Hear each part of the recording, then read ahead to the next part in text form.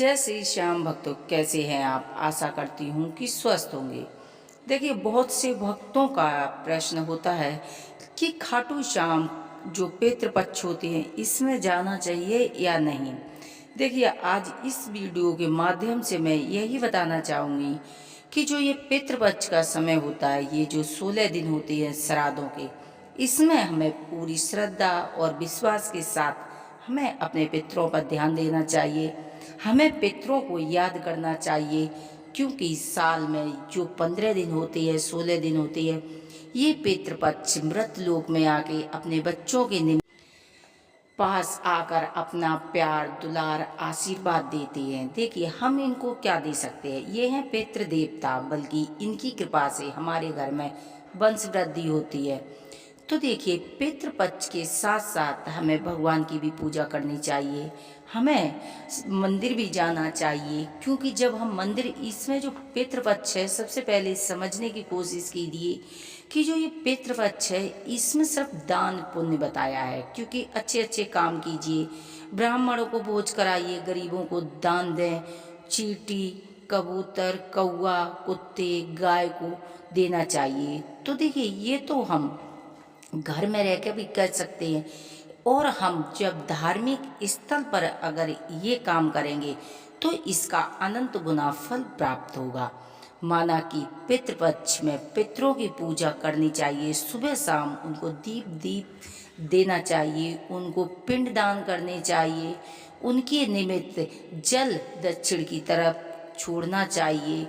यानी कि पितरों के निमित्त हमें बहुत से काम करने चाहिए। तो देखिए, इसके साथ साथ सभी भक्तों के लिए ये भी है कि आप शिव जी के मंदिर जा सकते हैं। खाटू श्याम जाकर भी आप पितरों के निमित्त दान पुण्य कर सकते हैं। देखिए, कहते हैं कि घर में रह के जब दान पुण्य करते हैं वो तो पुण्य होता ही है, लेकिन यदि आप तीर्थ स्थल पर जाकर ब्राह्मणों को भोज कराएं, उनका पिंड दान करें। और देखिए, जो जो ये गया है, ये भी धार्मिक स्थल है जहाँ पिंड दान होते हैं। तो इसी तरह आप खाटू में जाकर अगर पिंड दान करेंगे, खाटू में जाकर आप गाय को रोटी खिलाएंगे, ब्राह्मणों को भोजन कराएंगे, और जो गरीब होते हैं उनकी थोड़ी सी भी सहायता करेंगे, इससे भी पितृदेवता बेहद प्रसन्न होते हैं। तो आप पितृपक्ष में खाटू श्याम जा सकती है, वैष्णो देवी हर जगह जा सकती है, गया जा सकती है।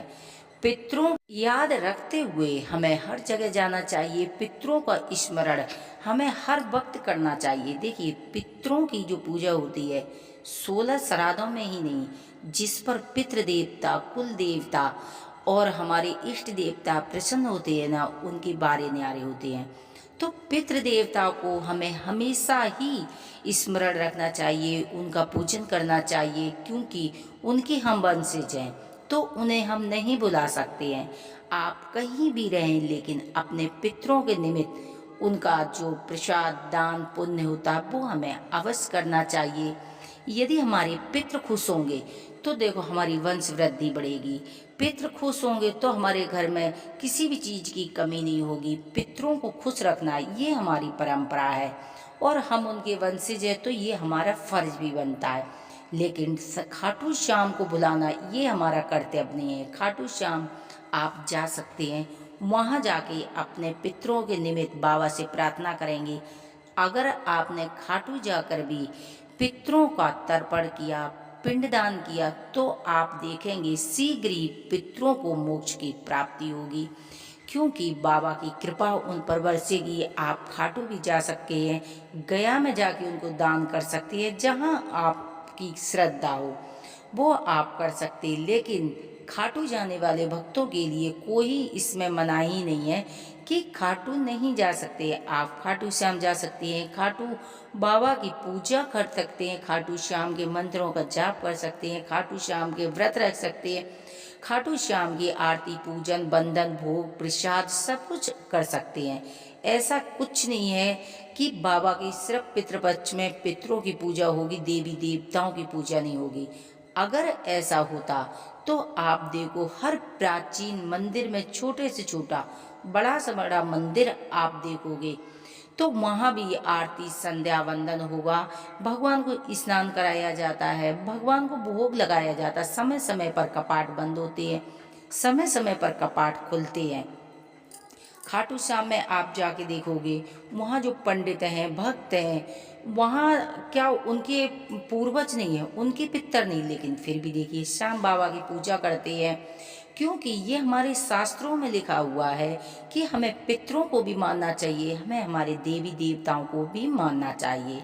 तो ये क्लियर हुआ है कि आप पितरों के साथ साथ खाटू श्याम जा सकते हैं, खाटू श्याम घर में लाके पूजा कर सकते हैं, खाटू श्याम के मंदिरों का जाप कर सकते हैं, साथ ही साथ खाटू श्याम से अपने पितरों से के लिए प्रार्थना कर सकते हैं कि हमारे पितृ देवता जहाँ भी हों प्रसन्न रहें, उनको सद्गति प्राप्त हो, उनको स्वर्ग की प्राप्ति हो। तो हमें हर जगह रहकर अपने पितरों का स्मरण करना चाहिए, पितरों के निमित्त हमें कुछ करना चाहिए, पितरों को हमें कभी भुलाना नहीं चाहिए और ना ही हम कभी किसी देवी देवता को भुला सकते हैं।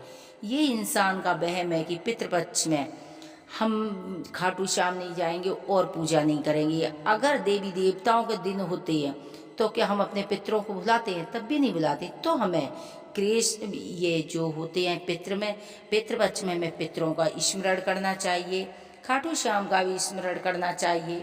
और अगर पितृपक्ष नहीं है उसके बाद भी हमें पितरों का मान सम्मान करना चाहिए, क्योंकि पितृ हमारे पूजनीय हैं, पितृ हमारे माता पिता हैं, पितृ हमारे बड़े हैं, पितृ हमारे बुजुर्ग हैं।